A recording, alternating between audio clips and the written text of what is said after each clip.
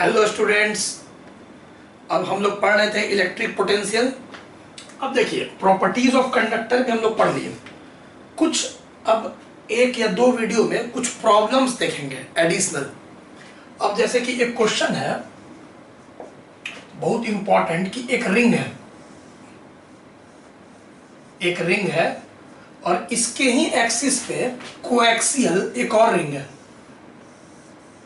मतलब दो रिंग है और दोनों कोएक्सियल है, मतलब कि दोनों का एक्सिस आप देख रहे हैं कि एक ही लाइन पर है। तो सोचिए कि एक रिंग है ऐसे और फिर सामने उसके एक रिंग और रखा हुआ है। 3D में सोचिए, एक रिंग दूसरा रिंग आपके सामने नहीं है ऐसे, ठीक है। और इस रिंग के ऊपर मान लीजिए -3Q चार्ज है और इसके ऊपर Q, और दोनों ही रिंग का रेडियस A है। क्वेश्चन को समझिए, लेट अस सपोज इसका सेंटर A है और ये सेंटर B है, और इस पे -3Q चार्ज है, इस पे Q चार्ज है, और दोनों का रेडियस A है, और दोनों रिंग के सेंटर के बीच का जो डिस्टेंस है वो है √3 है। बहुत फेमस सवाल है, ध्यान दें। अब बोल रहा है क्वेश्चन कि if a charge point charge Q, कोई पॉइंट चार्ज है Q, if a charge Q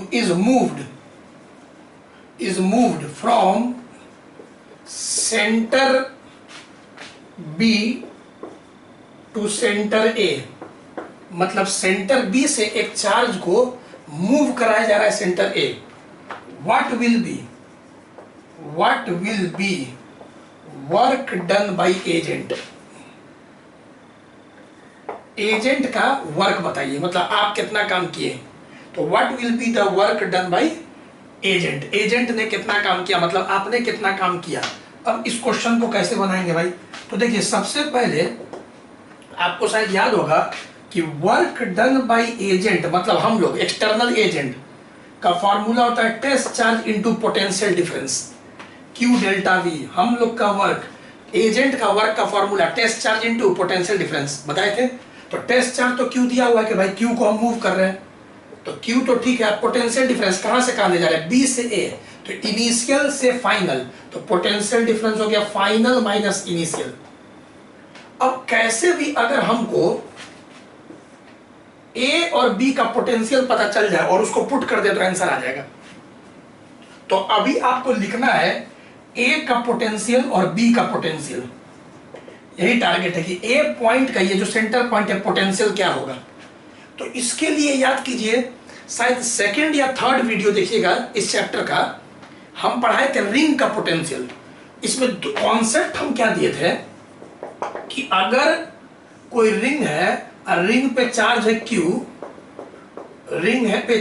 Q, तो सेंटर पे पोटेंशियल होता है, सेंटर पे पोटेंशियल होता है KQ बाई रेडियस। अगर रेडियस इसका मान लीजिए R है तो KQ बाई रेडियस। रिंग के, चार्ज रिंग के सेंटर पे पोटेंशियल बताए थे, जीरो नहीं होता है। याद कीजिए, बोले थे बोर्ड एग्जाम के लिए इंपॉर्टेंट भी।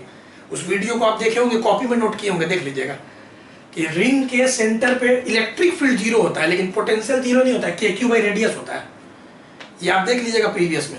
और यही बताए थे कि अगर रिंग है, याद कीजिए ये भी बात बताए थे सेकंड या, वही देख लीजिएगा सेकंड या थर्ड वीडियो में बताए थे कि अगर चार्ज Q है और एक्सिस पे वो पॉइंट P है। अब यहाँ तो सेंटर पे बोले थे, ये सेंटर पे हो गया C, सेंटर पे।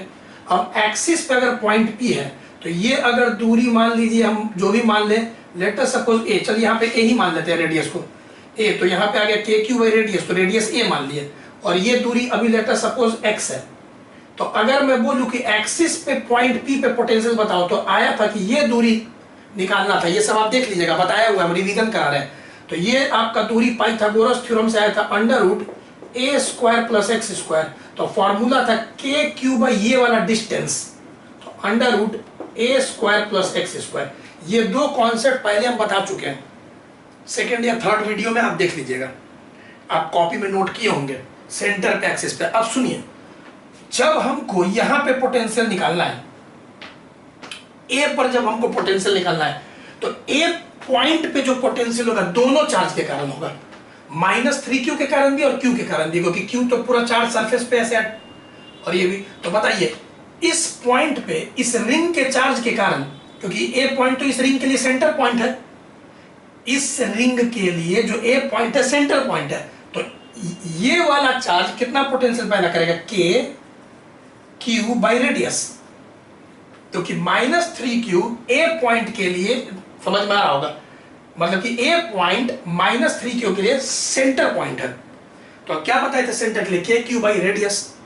लेकिन ये वाला चार्ज के लिए ए पॉइंट, अभी ए पॉइंट पे सोचिए, एक्सिस पॉइंट है, क्यू के लिए ए पॉइंट एक्सिस पॉइंट है, तो ये दूरी के लिए हम लोग का हो जाएगा प्लस के, इसका चार्ज क्यू बाई डिस्टेंस। अब डिस्टेंस निकालिए पाइथागोरस थ्योरम से, √a² प्लस √3a का स्क्वायर, ये पता है √3a और ये पता है a, तो इस राइट एंगल ट्रायंगल में √3a का स्क्वायर हो जाएगा 3a², तो 3a² plus a² 4a², 4a² का रूट कितना हो जाएगा 2a, मतलब कि ये वाला दूरी आ गया आपका 2a। तो फिर से a पॉइंट इस चार्ज के लिए एक्सिस पॉइंट है, तो के क्यू बाई डिस्टेंस, तो ये क्लियर। तो इस चार्ज के लिए ए पॉइंट सेंटर पॉइंट था, इस चार्ज के लिए ए पॉइंट एक्सिस पॉइंट है, एक्सिस पे, ठीक है। तो इस तरह से ए का पोटेंशियल लिखा जाता है। दोनों चार्ज, मतलब दोनों चार्ज ए पे पोटेंशियल पैदा करेगा, क्लियर। तो चलिए यहां से अगर हम लोग ध्यान से देखें, अपने से 2 लगाइए ताकि एलसीएम सेम हो जाए डिनोमिनेटर, तो नीचे आ गया 2a और यहाँ पे 2 लगाए तो 2 3 6, 6 में से 1 गया, -5 के क्यू। अपना देख लीजिएगा, सॉल्व कर लीजिएगा। चलिए अब आप लोग वीडियो पॉज करिए, वीडियो को पॉज करिए और 1 मिनट में पोटेंशियल बी पॉइंट पे पोटेंशियल पहले लिखिए आप लोग, वीडियो पॉज करके। चलिए अब देखते हैं कौन कौन बच्चा सही लिखा है।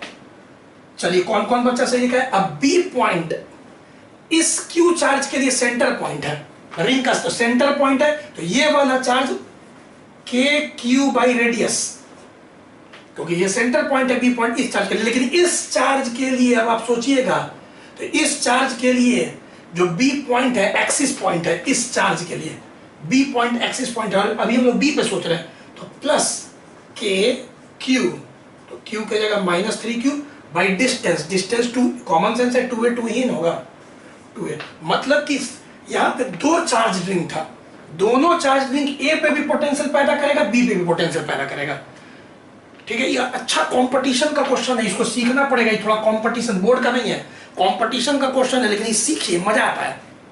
अब चलिए इसको भी सॉल्व करें, 2 2 लगाइए, तो नीचे तो हो गया 2a, अब ये 2 हो गया और यहां से गया 2 2 लगा दिए, तो आपका आ गया -kq बाई 2a। चलिए वैल्यू पुट खत्म, अब सॉल्व कर लीजिए। चलिए वैल्यू पुट कीजिए, -5kq by 2a minus minus plus kq by 2a। अब 2a 2a तो एलसीएम सेम है, तो यहां पे हो जाएगा -4 kq बाई 2a कट जाएगा, तो यहां q into -2 kq by a हम सॉल्व कर दिए, तो यहाँ पे आपका आंसर आ गया -2 के, यहाँ q था बाबू, के कैपिटल Q, ये आपका वर्क डन बाई एजेंट आ गया। तो इस क्वेश्चन को इसलिए बताया ना कि आप समझ सकें कि जब पोटेंशियल किसी पॉइंट पे लिखा जाता है तो दोनों चार्ज के कारण लिखा जाता है, सारे चार्ज के कारण लिखा जाता है। इसको नोट कीजिए, बहुत अच्छा सवाल था।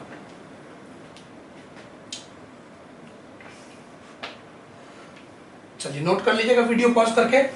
कंपटीशन का एक अच्छा सवाल था जो हम चाहते हैं कि बच्चे जाने। रिवीजन हो गया हो आप लोग का, electric potential due to a charge ring पढ़ाए थे, सेकंड वीडियो या थर्ड वीडियो में देख लीजिएगा, पहले पढ़ाया हुआ है। चलिए अब यहां पे next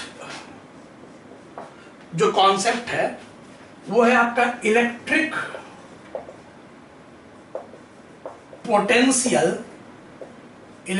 potential due to charge conducting. अब चार्ज है और कंडक्टर का है, तो कंडक्टिंग, चार्ज कंडक्टिंग, देखिएगा सॉलिड स्फीयर और सेल।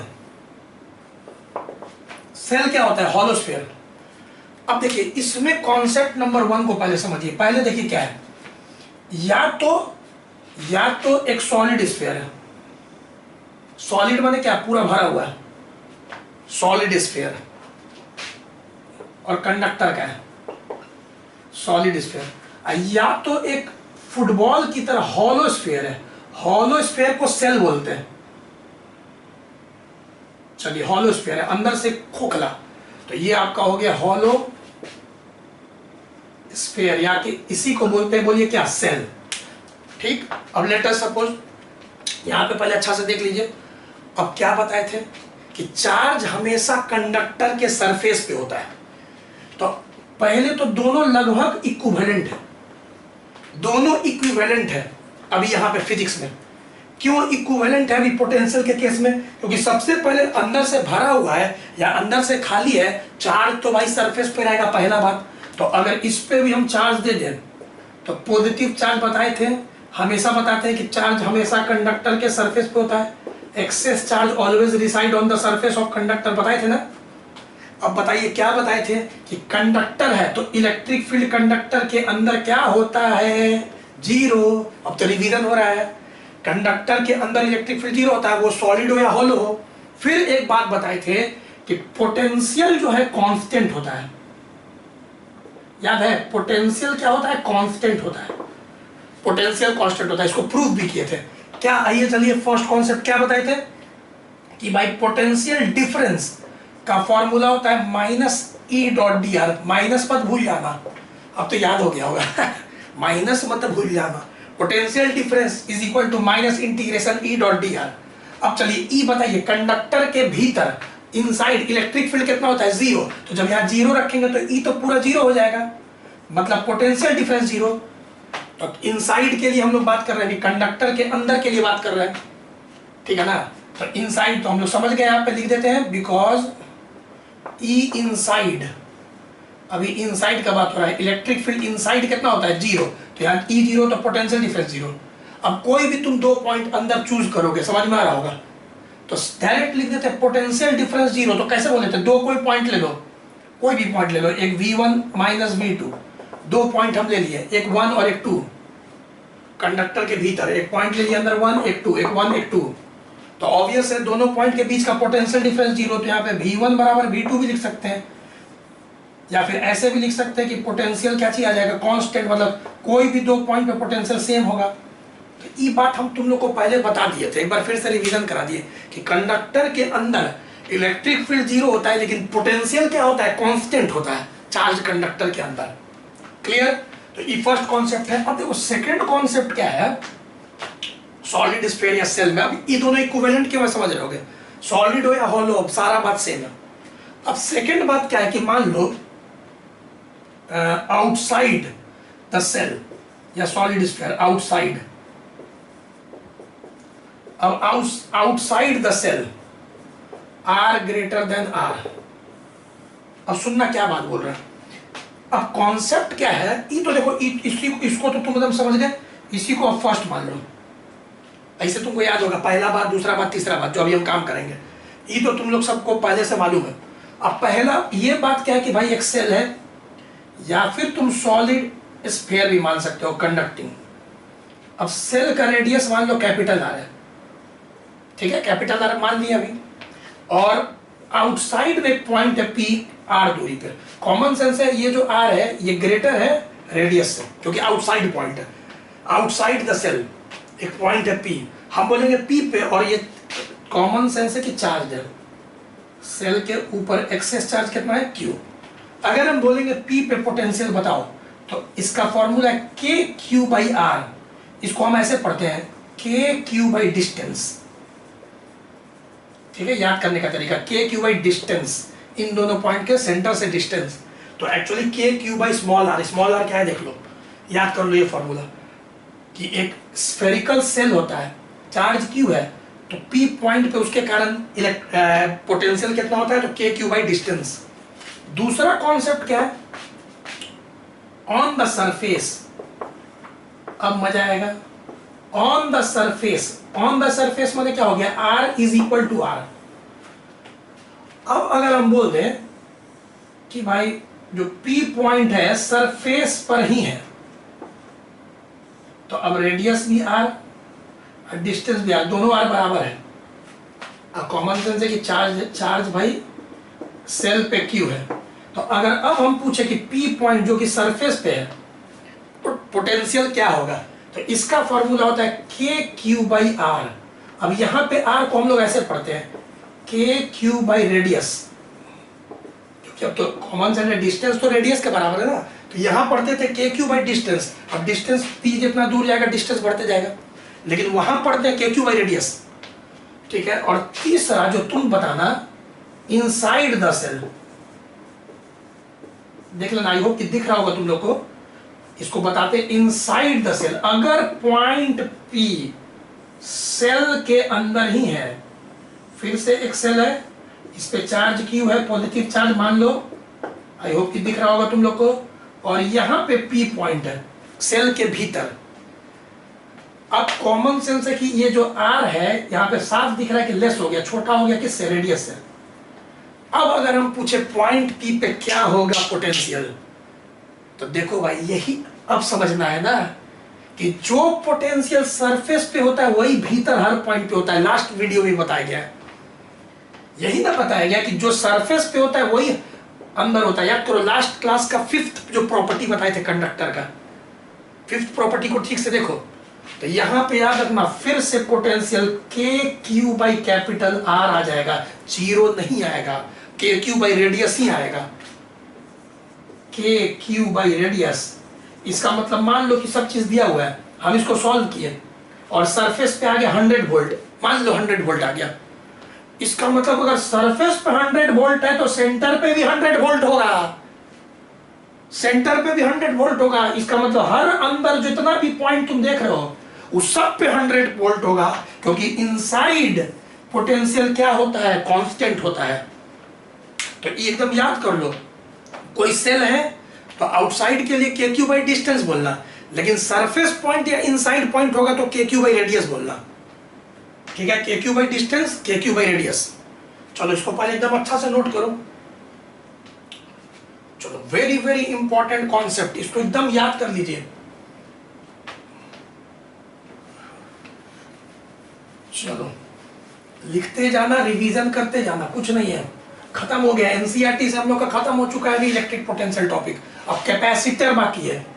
लेकिन अभी हम कुछ प्रॉब्लम्स करवाएंगे इस वीडियो में, और एक और वीडियो में कुछ कंपटीशन के लिए भी करवाते चलेंगे। और सब बच्चा को रिकमेंड कर रहे हैं कि आपने सीखते रहिएगा, सीखते रहिएगा, हम सिखाते जा रहे हैं। एक बार देखिए, 2 बार देखिए, सीखिए, सब प्रॉब्लम बन जाएगा। अब आइए, जैसे कि एक CBSE 2005 का क्वेश्चन है, पहले बोर्ड एग्जाम का क्वेश्चन है, देखिए बार बार आता है ये क्वेश्चन, ध्यान दीजिए। बोल रहा है कि एक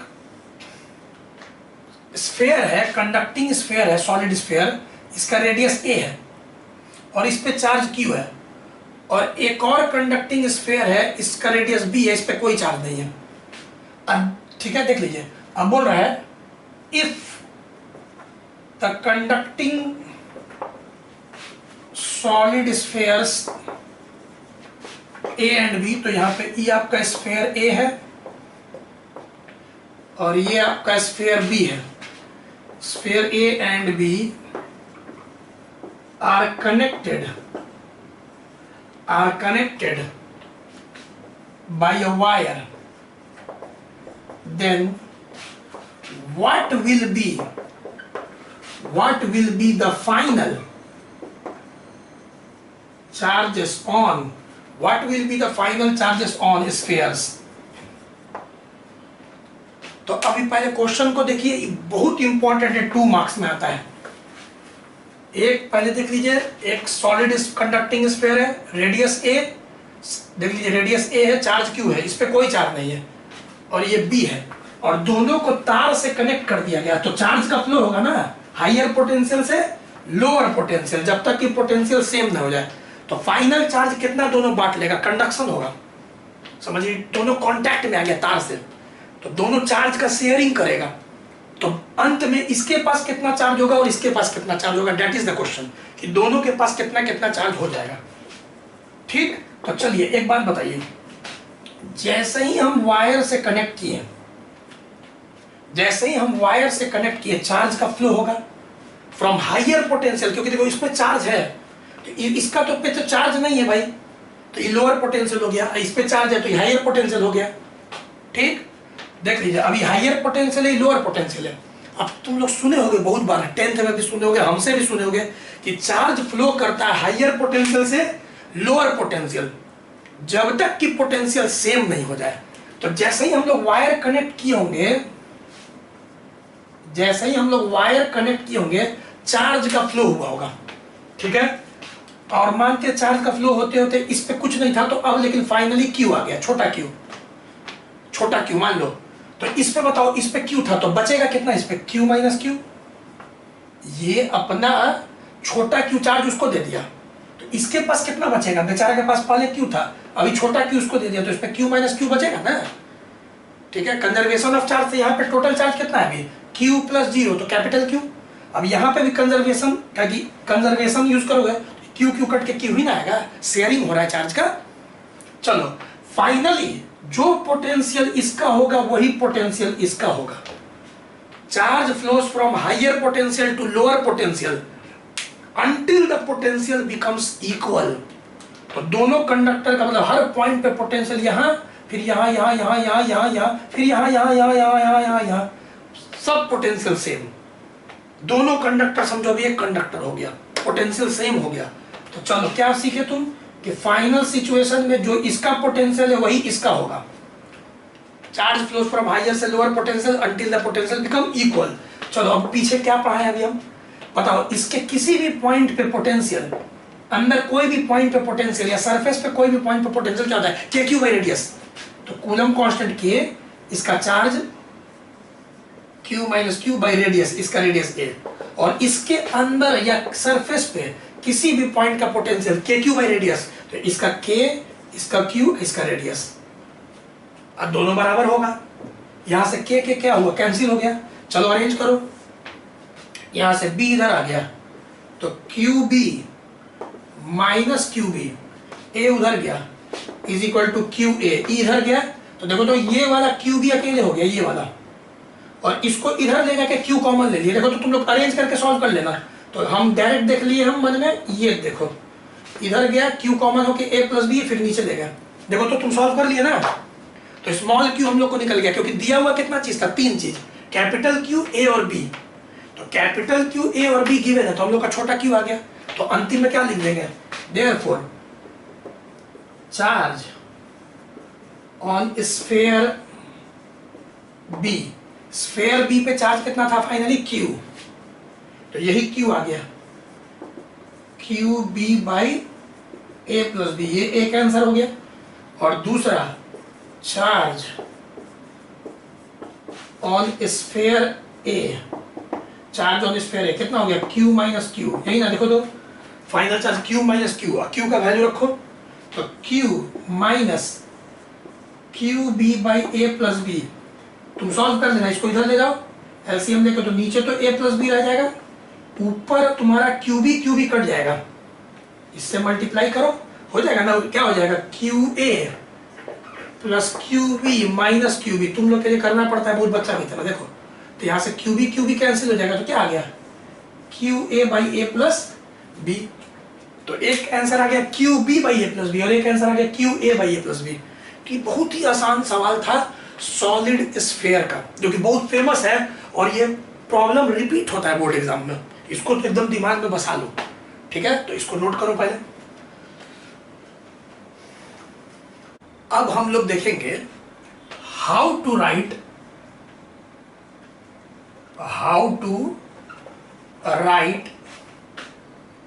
फाइनल चार्जेस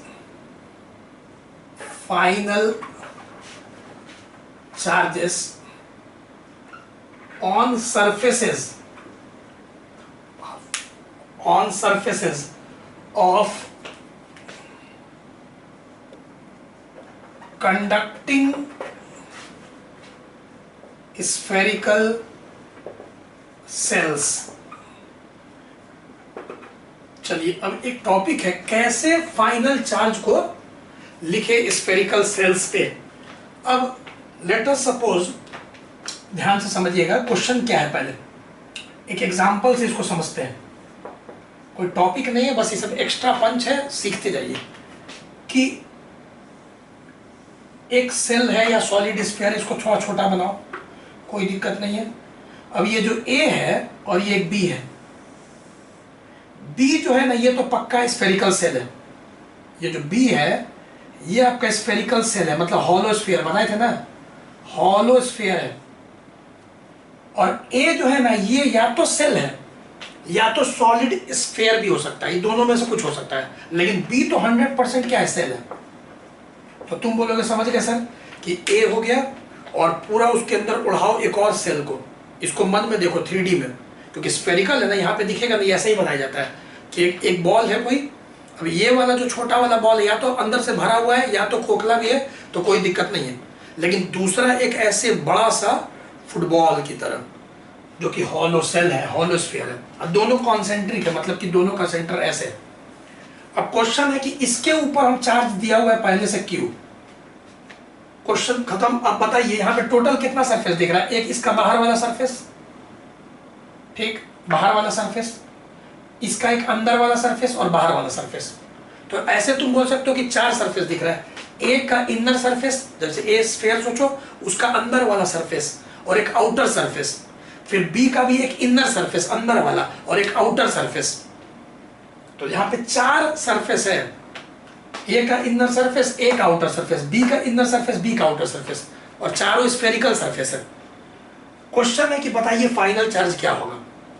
क्वेश्चन को देख लो, जैसे क्वेश्चन है कि फाइंड, ठीक है, right final charges on surfaces, बहुत ही इजी सवाल है। अब देखो उसके लिए हम लोग क्या करते हैं ना, आराम से देखो सॉल्यूशन में अलग फिगर बनाते हैं ताकि कंफ्यूजन नहीं हो। अब ये जो है आपका, ये तो तुम समझ गए कि चार्ज हमेशा कंडक्टर के सरफेस पे होता है, एक्सेस चार्ज। तो ये क्यू में तो तुमको डाउट नहीं है, ये क्यू आपका जस के तस रहेगा सर, क्योंकि चार्ज हमेशा कंडक्टर के सरफेस पे रहता है। और पीछे भी बताए थे या तो हॉलो रहे चाहे सॉलिड रहे, सरफेस पे रहेगा। लेकिन अगर ये वाला जो कंडक्टिंग सेल है एकदम पतला सा मटेरियल है, हॉलो स्फीयर या सेल, समझ रहे होगे, हॉलो स्फीयर या सेल। चलो मान लेते हैं कि इसके इनर सरफेस पे क्यू डैश चार्ज है। क्या है, क्यू डैश, वही क्यू डैश फाइंड करना है, क्योंकि पहले इस पे 0 चार्ज है, कुछ चार्ज नहीं, 0 कुछ चार्ज नहीं दिया, सिर्फ चार्ज किस पे दिया हुआ है, ए पे। तो अब चार्ज आएगा क्या है, तुम ये सोचोगे इंडक्शन के कारण, क्योंकि इस चार्ज क्यू का इलेक्ट्रिक फील्ड आएगा और वो इलेक्ट्रिक फील्ड इसके अंदर के इलेक्ट्रॉन को खींचेगा और उधर रिपेल कर देगा, याद है ना। तो उसी को थोड़ा प्रूफ करके समझाएंगे। तो इंडक्शन के कारण, क्योंकि इस चार्ज क्यू का पूरा इलेक्ट्रिक फील्ड जो है इसके अंदर के फ्री इलेक्ट्रॉन पे, क्योंकि कंडक्टिंग है, फोर्स लगाएगा और इलेक्ट्रॉन को खींचेगा अपनी ओर। तो क्या बताए थे कि कहीं भी याद करो, इंडक्शन में बताए थे तुम लोग को फर्स्ट चैप्टर में कि मान लो कंडक्टर है, अभी इस पे कोई चार्ज नहीं है, याद करो ये सवाल बताए थे कि बोर्ड के लिए इंपॉर्टेंट, और इसके सामने क्यू रख दिए, क्यू रख दिए। तो याद करो बताए थे अगर ये कंडक्टर है तो इसमें इलेक्ट्रॉन का, इसका इलेक्ट्रिक फील्ड होगा, इस चार्ज क्यू का इलेक्ट्रिक फील्ड होगा, उसमें क्या करेगा, ये अंदर के फ्री इलेक्ट्रॉन को अपनी ओर अट्रैक्ट करेगा। तो इधर से इलेक्ट्रॉन का पलायन होने लगेगा, माइग्रेशन होने लगेगा। तो यहाँ से इलेक्ट्रॉन निकलेगा तो धीरे धीरे इधर प्लस आ जाएगा और इधर क्या चीज आ जाएगा, माइनस आ जाएगा। तो ई माइनस क्यू और ई प्लस क्यू बताए थे कि नहीं। अब कंडक्टर के अंदर इलेक्ट्रिक फील्ड क्या होता है, 0। ये हम शुरू में फर्स्ट चैप्टर ही में बताए थे, इलेक्ट्रिक फील्ड लाइंस वाला वीडियो में, जो इलेक्ट्रिक फील्ड लाइंस का वीडियो पढ़ाया था उसी में ही हम दिए थे तुम लोग को, याद करो। इधर माइनस क्यू आ जाएगा, प्लस क्यू आ जाएगा, क्यों, इलेक्ट्रॉन इधर से निकला, इधर आके इकट्ठा हो गया तो इधर माइनस हो गया। इस लास्ट वीडियो में भी हम लोग बात किया ये बात फर्स्ट प्रॉपर्टी में। तो उसी प्रकार से इस पर समझ गया कि भाई क्यों चार्ज आएगा, पहले तो चार्ज इस पे 0 है, लेकिन इंडक्शन के कारण फिर बी के इनर सरफेस और आउटर सरफेस पे भी चार्ज आएगा। तो रीजन समझ गए, इंडक्शन, ठीक है। लेकिन अब कितना चार्ज आएगा, तो देखो बहुत बच्चा तो समझ गया होगा, लेकिन अभी थोड़ा प्रूफ करेंगे कि सर इस पे माइनस क्यू और इस पे प्लस क्यू आ जाएगा। अभी ना समझाए, अगर ये क्यू है तो इधर माइनस क्यू, इधर प्लस क्यू आएगा, एकदम सही सोच रहे हो। लेकिन इसको थोड़ा सा और प्रैक्टिकली गॉस लॉ से समझाना है। देखो अब इस पे क्यू डैश आया तो इधर पे हो जाएगा माइनस क्यू डैश, ऐसा क्यों समझे? बाई कंजर्वेशन शुरू में इस पे चार्ज कितना है, 0। तो अगर हम इधर x मानेंगे तो इधर -x मानेंगे ना, ताकि अभी कंजर्वेशन ऑफ चार्ज, ये आइसोलेटेड है। टोटल चार्ज अगर पहले 0 था तो b पे टोटल फाइनल चार्ज भी 0 होना चाहिए। तो अगर पहले टोटल चार्ज 0 था, कोई चार्ज नहीं था, तो अगर इनर सरफेस पे x माने तो आउटर पे -x, ताकि अभी भी अगर हम टोटल पूछे टोटल चार्ज, तो इनिशियल में भी 0 फाइनल में भी 0 आना चाहिए। तो अगर हम इधर x के जगह q डैश माने तो बाद में -q डैश मान सकते हैं, या x मान लो या q डैश मान लो। तो सबसे पहले दिमाग में रखो क्या भाई, कॉन्सेप्ट कंजर्वेशन ऑफ चार्ज। तो पहला कॉन्सेप्ट जो हम लोग इस्तेमाल कर रहे हैं, लिख देते हैं वैसे ही तुम्हारे लिए। हम लोग सोचते हैं कंजर्वेशन ऑफ चार्ज, ये एकदम दिमाग में रखते हैं कि अगर सेल बी के ऊपर पहले चार्ज 0 था तो बाद में भी चार्ज 0 होना चाहिए। तो दो कॉन्सेप्ट बता दिए तुमको, एक कि बी पे चार्ज पहले नहीं था, अब आएगा, कारण इंडक्शन। दूसरा, इधर अगर q डैश मानते हैं तो इधर -q डैश, क्यों? कंजर्वेशन ऑफ चार्ज, कि बी पे पहले चार्ज 0 था तो बाद में भी 0 होगा। क्लियर? अब थर्ड स्टेप, थर्ड बात क्या बोलेंगे, एक पॉइंट चूज कर लो P। तो consider a point P, consider a point P inside the shell, shell B के अंदर एक पॉइंट P, और अब पॉइंट जो P है वहां से गॉसियन सरफेस ड्रॉ करो, ऐसे। रीजन समझना, ऐसे एक गॉसियन सरफेस। ये क्या चीज हो गया भाई, गॉसियन सरफेस, गॉसियन सरफेस। तो ठीक है, अब पॉइंट P पे तुम एक गॉसियन सरफेस ड्रॉ कर दिए। अब तुम लोग बताओ, जो पॉइंट P है वहां इलेक्ट्रिक फील्ड क्या होगा, 0। ये तो अब 3 दिन से बोल रहे हैं कि कंडक्टर के अंदर इलेक्ट्रिक फील्ड 0 होता है, अभी फिर बोले थे। तो अगर हम इसके अंदर कोई भी पॉइंट लें तो कंडक्टर के अंदर हो गया, सेल के अंदर हो गया, मटेरियल में, मटेरियल जो भरा हुआ है सब। तो अगर हम P पॉइंट क्योंकि अंदर है तो कंडक्टर के अंदर इलेक्ट्रिक फील्ड क्या होता है, 0। तो electric field at point P 0 होता है, हम लोग को पता है। तो अब गॉस लॉ से सोचो, गॉस लॉ क्या बोलता था कि अगर इलेक्ट्रिक फील्ड 0 तो नेट चार्ज भी 0। कैसे? गॉस लॉ क्या था, closed integral E dot ds Q in by epsilon naught, मतलब net charge inside Gaussian surface by epsilon naught. ये हम लोग फर्स्ट चैप्टर में पढ़े थे। अब अगर हम लोग इलेक्ट्रिक फील्ड को 0 रख दें, 0 रख दें, तो इसका मतलब Q in भी 0 हो जाएगा फ्रॉम गॉस लॉ। ठीक है, from Gauss law, from Gauss law कि अगर इलेक्ट्रिक फील्ड 0 है तो गॉस, अगर इलेक्ट्रिक फील्ड P पे 0 है तो गॉसियन सरफेस के अंदर इनसाइड नेट चार्ज भी 0 होना चाहिए। अब बताओ, इस लाल लक्ष्मण रेखा के भीतर टोटल कितना चार्ज है, Q प्लस Q डैश। अरे यही ना गॉसियन सरफेस के इनसाइड चार्ज Q और Q dash, total charge inside the Gaussian surface. तो यहां से प्रूव हो गया कि Q डैश माइनस Q के बराबर होगा। वाह, मतलब ये जो Q डैश है ये माइनस Q के बराबर होगा, जो तुमको पहले से मालूम था।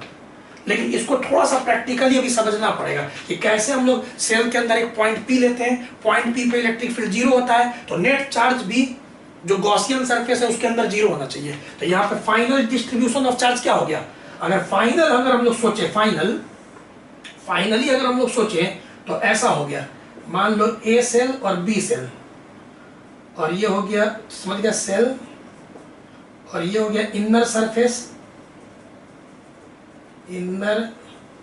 Surface outer surface. पहले हम बेसिक समझो। चलो बताओ, ए के इनर सरफेस में ऐसे भी चार्ज 0 होगा, आउटर सरफेस में Q दिया होता है तो Q ही रहेगा। लेकिन B में क्या आ गया, B में Q डैश, और Q डैश क्या आ गया, माइनस Q। तो B के इनर सरफेस पे आ गया माइनस Q, क्योंकि Q डैश माइनस Q के बराबर प्रूफ कर दिए। तो यहाँ पे हो गया माइनस माइनस प्लस, तो यहाँ पे आउटर सरफेस पे प्लस Q हो गया। तो ये थोड़ा जान लो, रीजन जान लो कि कैसे बुक्स में इसको समझाता है। पहले इस पे और एग्जांपल देते हैं, पहले इसको नोट करो, और एग्जांपल पूरा अच्छा से नोट करो, ठीक है। और एक बार फिर से देखना होगा, वीडियो देख लेना, बहुत अच्छे से इसको समझाया गया है कि कैसे, how to write final charges on the surface of conducting spherical shells. चलो इसको पॉज करके नोट करो, हम क्वेश्चन लेते हैं दूसरा। चलो कंजर्वेशन ऑफ चार्ज यूज करो और गॉस लॉ, यही दो चीज सोचना है अभी तुमको। कंजर्वेशन ऑफ चार्ज और गॉस लॉ से। गॉस लॉ से क्या हम लोग जानते हैं कि अगर इलेक्ट्रिक फील्ड जीरो है तो नेट चार्ज इनसाइड भी क्या होना चाहिए, जीरो। यही दो कॉन्सेप्ट से काम चल रहा है बाबू। कंडक्टर के अंदर इलेक्ट्रिक फील्ड जीरो। चलिए जैसे कि एग्जांपल, तो तुम लोग तो ऐसे नोट कर लिया होगा ना वीडियो पॉज करके। अब देखो इनर सरफेस आउटर सरफेस। चलो अब आओ, जैसे कि अगर हम तुमसे बोले कि एक ए है जो, या तो ये तो सेल भी हो सकता है, सॉलिड स्फीयर भी हो सकता है कंडक्टिंग, और ये बी है, और ए के ऊपर 2 माइक्रोकूलम चार्ज दे दिए, खत्म। ठीक है, दोनों कॉन्सेंट्रिक सेल है। फाइनल चार्ज लिखो तो तुम फट से लिख दोगे। तुम बोलोगे इस क्वेश्चन में तो सर दम नहीं है, क्योंकि ये तो जस्ट के तस रहेगा, क्योंकि ये आइसोलेटेड है, इसका चार्ज ना आ सकता है ना जा सकता है, क्योंकि कनेक्शन तो कहीं है नहीं। कनेक्शन नहीं ना भाई कि चार्ज इसे निकल जाएगा या चार्ज मिल जाएगा। ये तो बेचारा अकेले वैक्यूम में रखा हुआ है समझो। तो अगर पहले 2 माइक्रोकूलम था तो भाई कंजर्वेशन ऑफ चार्ज बाद में भी 2 माइक्रोकूलम होगा। वो अलग बात है कि वायर से इसे जोड़ देते हैं तब चार्ज का फ्लो होता, तब फिर कंजर्वेशन नहीं लग सकता, तब फिर चार्ज का फिर फ्लो हो जाता है यहाँ से यहाँ। समझ में आ रहा? अभी तो कोई कनेक्शन नहीं है ए और बी के बीच में। चलो अब यहाँ से ए हो गया ए, अब चलो बी, देखो कॉन्सेंट्रिक बना लेना। अब ई 2 है तो ये -2 होगा, इक्वल एंड अपोजिट। अब पूछना मत क्यों, समझ गए होगे, क्योंकि फेसिंग सरफेस पे, फेसिंग जो सरफेस है आमने सामने, इक्वल एंड अपोजिट होगा। क्या रीजन दिया भाई इक्वल एंड अपोजिट? क्योंकि यहाँ पे पॉइंट ले लेंगे पी, वहां से वो पॉइंट पी ले लेंगे, और पॉइंट पी से एक गॉसियन सरफेस दौड़ाएंगे। चलो मन में एक गॉसियन, अब गॉसियन सरफेस है, पॉइंट पी पे इलेक्ट्रिक फील्ड क्या है, जीरो। तो अंदर टोटल चार्ज कितना होना चाहिए, जीरो। तो अभी चलो टोटल चार्ज देखो 2, और अगर ई -2 है तो -2 तो कट के जीरो आना चाहिए ना। नेट चार्ज हमेशा जीरो आना चाहिए, अभी सुनते रहना है पूरा रीजन। चलो ई -2 है तो इधर 2 होगा। ई बताओ ई 2 क्यों होगा? क्योंकि शुरू में सेल बी के ऊपर चार्ज कितना है, जीरो, तो बाद में भी जीरो होना चाहिए। तो अगर हम अभी भी पूछें कि बी पे टोटल चार्ज बताओ तो -2 + 2 कट के जीरो ही ना आएगा टोटल चार्ज। तो एक ही चीज को बार बार रिपीट कर रहे हैं ताकि तुम्हारे एकदम जहन में चला जाए। चलो फिर कोशिश करो तो जरा नेक्स्ट एग्जांपल यहाँ पे, जैसे कि इसको हम दे दिए 2, और यहाँ पे हम कर दिए स्फेरिकल सेल ए कॉन्सेंट्रिक, और इस पे कर दिए चलो लेट अस सपोज 5 मान लेते हैं। अब तुम फाइनल चार्ज बनाओ चारों सरफेस पे। इस पे तो कॉमन सेंस से पहले जीरो, तो क्योंकि इसका तो आउटर सरफेस पे रहेगा, तो ये दो तो तुम ऐसे ही बना दोगे फिर से। बाहर अंदर तो जीरो ही रहेगा, ठीक है, अंदर तो इसके जीरो ही रहेगा ना। जब उसका भी रीजन सोच सकते हो कि अंदर जीरो क्यों रहेगा, क्योंकि अगर यहाँ पॉइंट पी ले लेते हैं और फिर यहाँ से गॉसियन सरफेस बनाते हैं तो पी पॉइंट पे इलेक्ट्रिक फील्ड बार बार बोल रहे हैं कितना होगा, जीरो। पी कहाँ ले रहे, कंडक्टर के भीतर, तो क्यू इनसाइड कितना होना चाहिए, जीरो। तो इस गॉसियन सरफेस के अंदर नेट चार्ज तो जीरो होना चाहिए ना, ऐसे सोचना है। चलो अब तुम लोग बताओ, यहाँ पे जीरो, सेल ए सेल बी। अब बताओ फेसिंग सरफेस पे तो 110% इक्वल एंड अपोजिट होगा अभी। यहाँ पे होगा -2 माइक्रोकूलम, क्या पी के इनर सरफेस पे। क्यों, उसका रीजन अब बोलते बोलते थक गए, पॉइंट पी लोगे तो यहाँ गॉसियन सरफेस नेट चार्ज अंदर जीरो होना चाहिए, तो 2 - 2 जीरो। अब बाहर बताओ, बाहर पहले से 5 है, तो अब कंजर्वेशन ऑफ चार्ज लगाओ। कंजर्वेशन ऑफ चार्ज, अगर बी पे इनिशियल चार्ज 5 है तो फाइनल चार्ज भी 5 होना चाहिए, तो यहाँ 7 आ जाएगा, लॉजिक। क्योंकि अगर तुम 7 - 2 करते हो तभी ना 5 आएगा, क्योंकि बी पे कंजर्वेशन ऑफ चार्ज होना चाहिए, जितना चार्ज पहले उतना ही चार्ज बाद में। तो यहाँ लॉजिक से हो जाएगा कि पहले 5 था तो अब यहाँ 7 होगा, 7 - 2 5, फिर 5। तो ये भी देख लो फाइनल चार्ज लिखा गया, इनर आउटर, इस तरह से। क्लियर? तो यहाँ दो चीज सोचना है, कंजर्वेशन ऑफ चार्ज और एगो पॉइंट पी लेके कि नेट चार्ज अंदर जीरो होना चाहिए। ठीक, तो इसको भी नोट करो। एक और तुम लोग को देते हैं, चलिए चार्ज को तुरंत एकदम सजा दो। चलो एक 3 वाला लेते हैं। लेट अस सपोज कि एक और एग्जांपल लेते हैं, फाइनल चार्ज लिखना। चलो ए बी सी, तीनों कॉन्सेंट्रिक सेल है, ए बी सी। और ए पे हम दे देते हैं मान लो Q1 चार्ज, ए के ऊपर, अंदर तो जीरो अंडरस्टूड है, वो तो तुम समझ गए होगे, Q1 है, और इस पे हम दे देते हैं Q2। चलो अब इंडक्शन होगा अपने आप, इससे इलेक्ट्रिक फील्ड निकलेगा, इसके अंदर का इलेक्ट्रॉन का खलबली मचेगा, मोशन होगा। तुम हमको बताओ कि शुरू में बी के ऊपर कोई चार्ज नहीं दिया, मतलब कि शुरू में बी पे जीरो है, फाइनल चार्ज तुम लिख के दिखाओ 6 सरफेस पे। 6 सरफेस कौन होगा?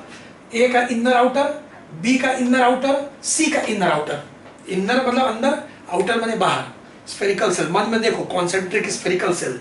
तो वीडियो पॉज करो और रफ में पहले खुद से ट्राई करो, मजा आएगा, ये सब बहुत मजेदार है, खुद से ट्राई करो।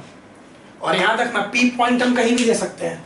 अगर हम पी पॉइंट एक बार यहां ले लेंगे, वहां से Gaussian surface net charge zero होना चाहिए। अगर पॉइंट पी यहां ले लेंगे तो यहां से Gaussian surface net charge zero होना चाहिए। और अगर पॉइंट पी यहां ले लेंगे तो यहां से गॉसियन सरफेस और नेट चार्ज जीरो होना चाहिए inside the Gaussian surface.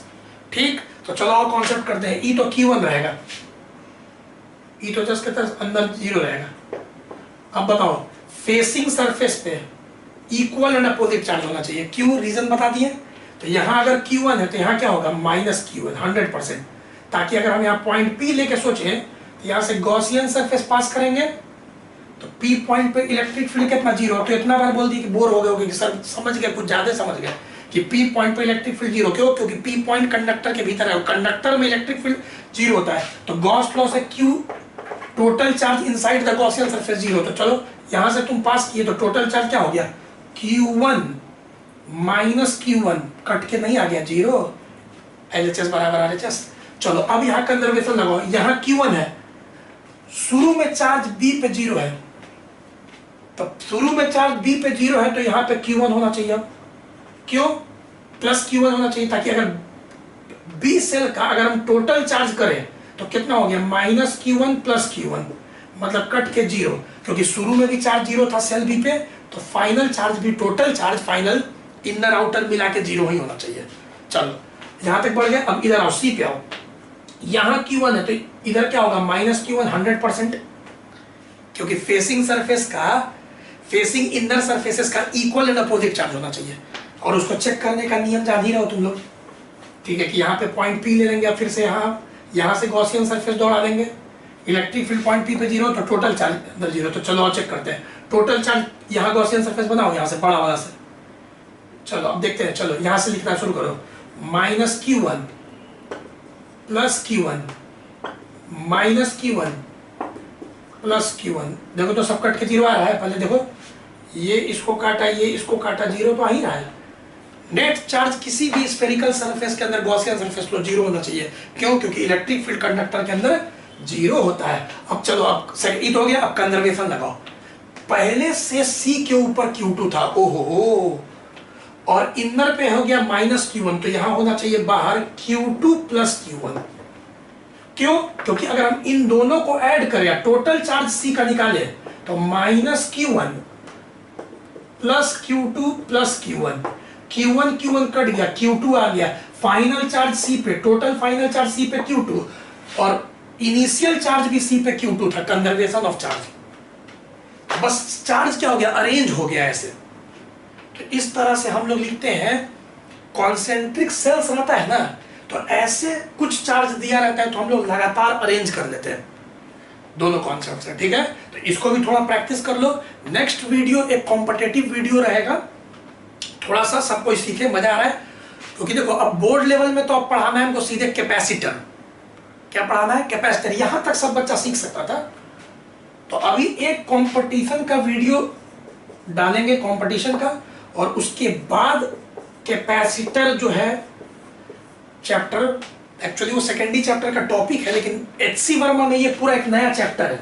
HC Verma book में कंपटीशन के लिए एक तरह का नया पूरा चैप्टर ही है बोर्ड के लिए। तो कैपेसिटर को एक नया चैप्टर की तरफ से देखो। वो अलग बात है कि NCERT के चैप्टर 2 ही में। तो पहले इतना को तुम लोग पूरा चैप्टर 1 से लेके पोटेंशियल तक पहले स्ट्रॉन्ग करो तुम लोग। सारा टॉपिक को अच्छा समझाया गया, लॉजिक से समझाया गया सारा बात को, ठीक है? रिवीजन करो। नेक्स्ट वीडियो मिलते हैं। Bye bye.